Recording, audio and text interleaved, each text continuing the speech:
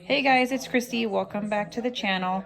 Today for dinner, I am in the mood for some canes, but I don't want to go all the way over to canes, so I'm going to make it at home. So we're going to try and do the crinkle cut potatoes. We're going to make some coleslaw, and then we're going to make a somewhat of a cane sauce, and then we're going to bread the chicken. But I'm going to start with the sauce. So it's just going to be mayonnaise, ketchup, Worcestershire sauce, salt, pepper, onion, garlic, and some creole seasoning. And we'll go from there.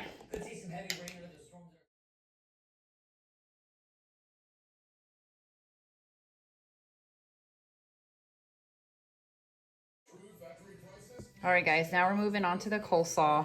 And I will have all the measurements at the bottom of the video. So we're going to do just a bag of coleslaw. I'm going to do about a cup of mayonnaise, about 2 tablespoons of some vinegar, salt and pepper to taste, and then about 2 tablespoons of sugar. It's just a classic coleslaw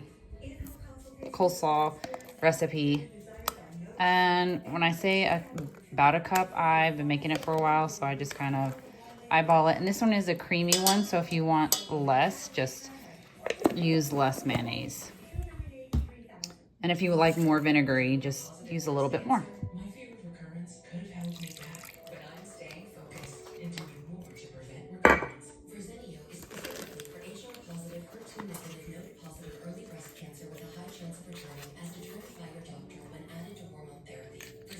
I don't use too much salt because we're trying to limit the amount of salt that we're using, but you put whatever you would like.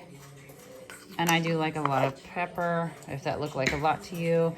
And the original recipe says for like a 1/4 cup of sugar, and that's just a lot of sugar for us. So like a tablespoon or 2, that'll get it plenty sweet for you.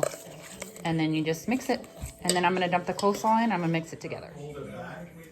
Okay, so I've got my coleslaw mixed in, or the coleslaw mix. And then I'm just gonna dump the bag in and then just mix it all in, incorporate it very well. And I'm gonna put this in the fridge while we're making the chicken.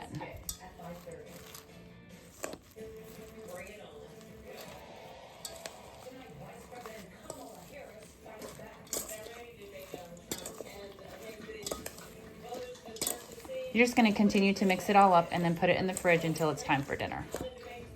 French fries are cut into just the crinkle cut pattern and put salt, pepper, onion, garlic, paprika onto a tray with olive oil into the oven at 375 for 18 minutes.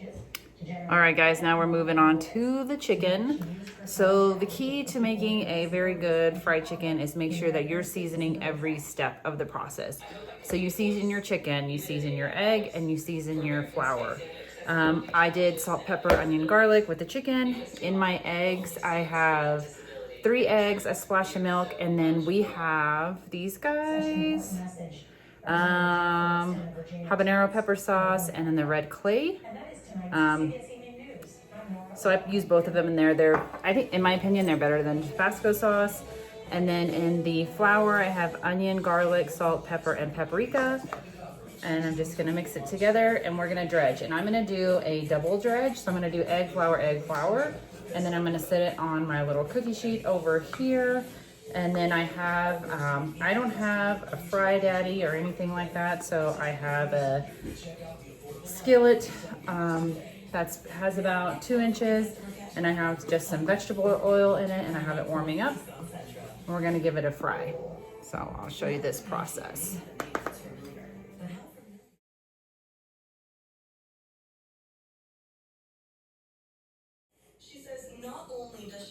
I don't know what I said earlier, but it's flour, egg, flour for your double dredge. I think I may have done the first batch the opposite, but it'll be okay. They're all gonna have a nice thick coat to them. But I'll show you again the right way. Flour, and I do, as you can tell, I make a mess every time I make these guys, but it's all worth it in the end. Parks and Rec Department about this ordinance. You can find their full statement and always on krqe.com. Sip, flour, egg, flour. Put on my cookie sheet to rest until I get them all done. All right, guys, now we're gonna switch over to frying. Now, you don't want to crowd your pan because that'll bring down the temperature of the oil. So you will have to cook it in batches, which is totally fine with me.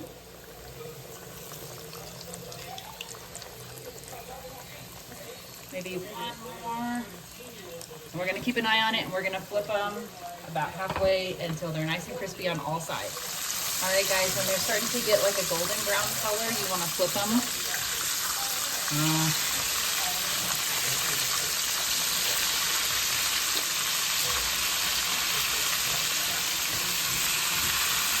Yeah, that one's not very pretty color, but it'll continue to fry.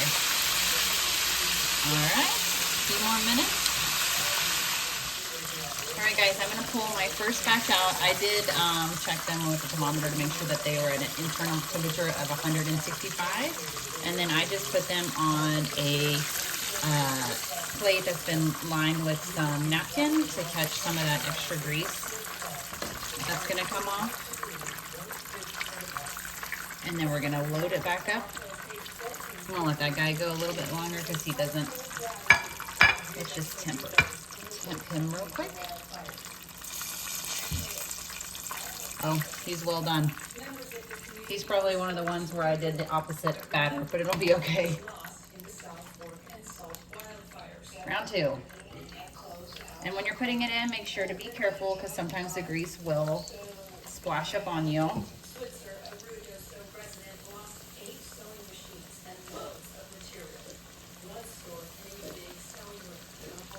All right, maybe one more fit in there because remember we don't want to crowd the pan.